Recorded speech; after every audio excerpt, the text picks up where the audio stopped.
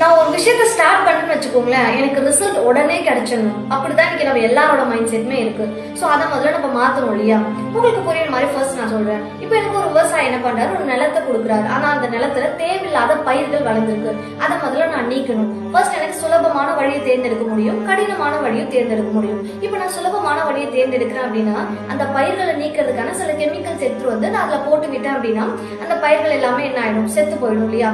ஆனா என்னோட ப்ராப்ளம் அங்க சால்வ் ஆகல. மறுபடியும் இந்த பயிர்கள் அங்க வளர ஆரம்பிக்கும். ஏன்னா அதோட வேர்கள் எல்லாமே அந்த மண்ணுக்குள்ள இருக்கத்தான் செய்யும் இல்லையா? அதனால நீக்க முடியாது.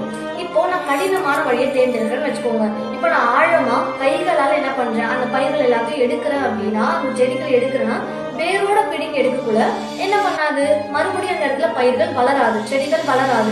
ஆனா அது கஷ்டம் தான். ஆனாலும் கம்ப்ளீட்டா அந்த ப்ராப்ளம் நான் சால்வ் பண்ணிட்டேன். ஸோ இந்த ரெண்டு விதமா நம்மளோட ஒரு விஷயத்த ப்ராப்ளமா சால்வ் பண்ண முடியும்.